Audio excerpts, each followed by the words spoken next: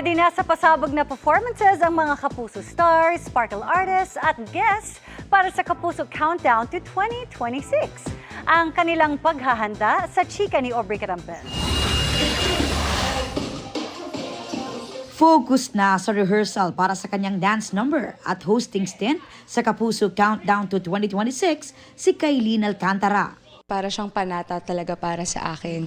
Because ever since naman, na-realize ko na kapag kapag nagtatrabaho ako pag New Year, ibang klase yung blessings na pumapasok every single year. Sa kabila ng mga pinagdaanan, grateful pa rin daw si Kailin for 2025 dahil marami siyang manifestations na natupad ngayong taon. Yung bahay po namin, ginagawa na rin po siya pa rin. Pero malapit na. And a new car, and then also a new business for my family. And then also to shed the people who I don't need in my life. So this year?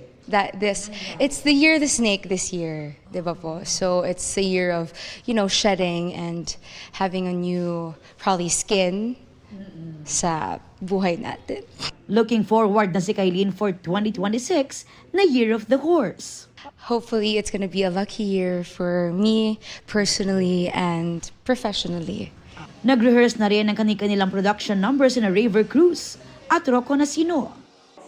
Joining the GMA New Year's Eve celebration, ang ilang ex-PBB Celebrity Collab Edition housemates from Season 1 and 2 na sina AZ Martinez, Vince Maristella, Lee Victor, Winona Collins, Eliza Borromeo at Marco Massa. Gayon din sina Charlie Fleming at Will Ashley. Hahataw din sa sayawan ng Stars on the Floor champions na sina Rojon Cruz at Dasuri Choi. Kasama rin sina Kakay and Kitty Almeda, pati na sina Joshua Descent at JM Irevere. Makikiparty rin ang K-pop group na AHOF. Si Miss Grand International 2025 Emma Mary Tiglao at sina Asia's romantic balladeer Christian Bautista and Limitless star Julian San Jose.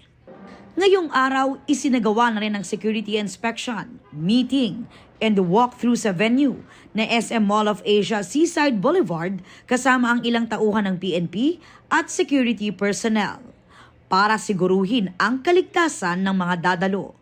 Gates will open at 6 p.m. this December 31 at libre ang admission.